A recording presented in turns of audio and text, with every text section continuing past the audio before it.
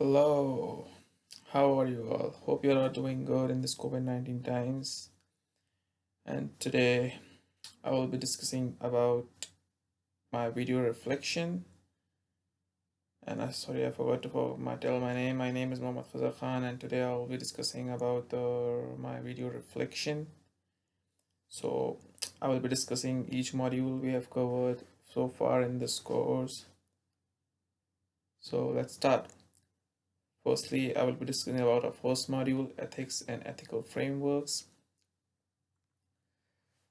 Firstly, our module defines what ethics, as we all know.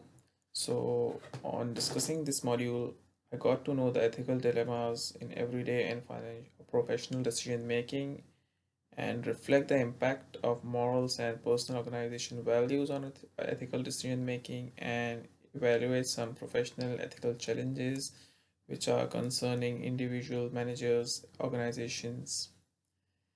Even I explored the nature of ethics and what drives ethics in financial advice. And this module also tells us about ethical theories such as deontology, virtue ethics, utilitarianism, and consequentism.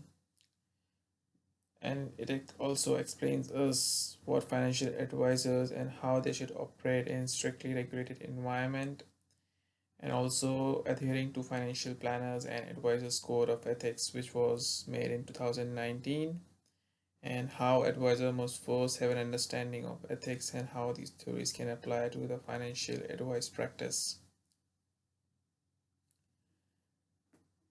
And coming to our topic 2 or our module 2, professional awareness, this module explained us how to apply the FSCA code of ethics in context of financial planning when we are consulting with clients, and examine the privacy protection and management of client information, and how to compare and contrast moral and legal obligations regarding financial planning services, and also how financial advisors are required to act in a manner which comply with relevant legislation as well as their obligations under the new FASEA code of ethics, and how to differ from the ethical or moral duty towards their clients.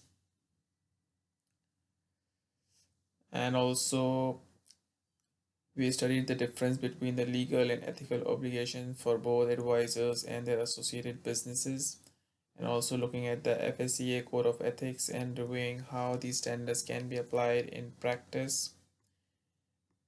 And we also reviewed professional associations such as FPA and the AFA and Banking and Finance Oath, and the role that they play in ensuring that advisors and those in the banking and finance industry go over and above the minimum legislative requirements and create a sense of accountability.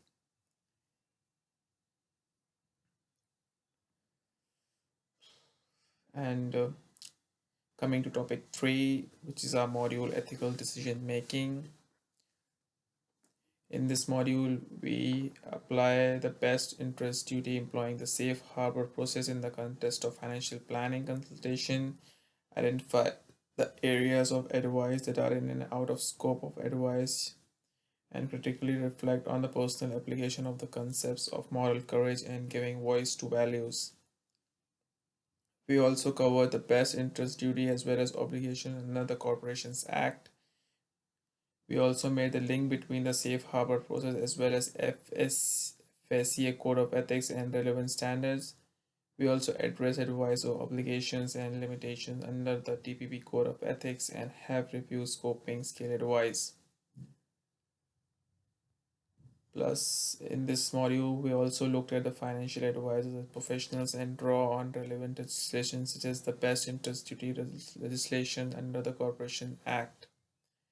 We also then discussed due diligence and scope advice, how to apply their knowledge to case study scenarios in conjunction with personal reflections.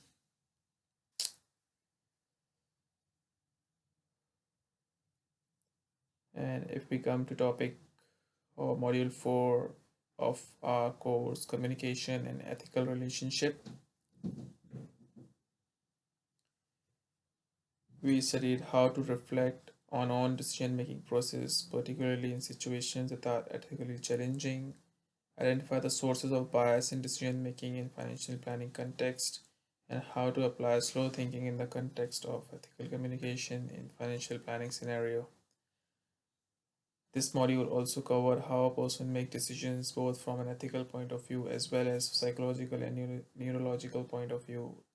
It briefly touched on behavioral ethics and an impact on behavioral biases when considering ethical and wealth management decisions. It considered whether or not personality impacts a person's ability to make decisions and allows space for us to find out what their personality type is and reflect on our personality and behavioral biases. This topic also told us about the why you make decisions in the manner that we do. What are the underlying reasons for our behavior? Do our moral values and principles come from our family or our culture or our upbringing or education or religion? And even this topic told us about ethical decision making and how drawing on literature from behavioral finance and neuroscience. Coming to our topic, FASEA code and code monitoring bodies. In this module, we covered how to identify the key elements of communication that build trust in a client advisor relationship, particularly active, which is active listening, and even how to identify the aspects of written documents generally provided to clients, including the financial services, guides, the statement of advice, and the record of advice. We also get to know how to differentiate knowledge from personal advice in a way that financial planning clients are clear on what they are receiving. This module also told us how to cover effective communication and relationship building with clients, which promote both ethical and best business practices to help develop trust with our clients. It included skills relating to listening and financial advice, construction by way of presenting complaint documents to clients and what is required to be within those documents. It then highlighted some issues in relation to referral arrangements with other professionals and things to consider to ensure compliance with the code, allowing us to apply our knowledge through personal reflections. This module even told us how to effectively communicate and build relationship. It also then highlights some issues in relation to referral arrangement with our professionals and things to consider to ensure compliance with the code. And our next module, which is leadership and business practice. This this module specifies the responses to potential incidents of unethical practice in financial planning context, critically reflect on personal values and how these values impact on our behavior, and how to examine the application of standards within the FASEA Code of Ethics, and to describe the operations of code monitoring bodies and obligation of licensees. This topic also told us how to apply ethical communication and as well as how to identify the opportunity to apply our knowledge of the ethical theories we have learned throughout the course, as well as the knowledge from relevant legislation, including the new code of ethics and how to apply to case studies,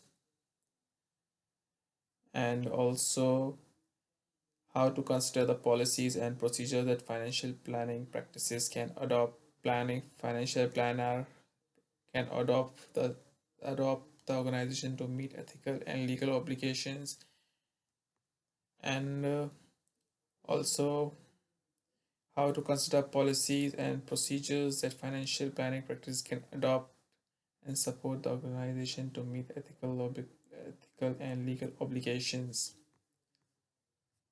So this is it from my side. Hope you guys like the video. Do give a like or thumbs up. Thank you.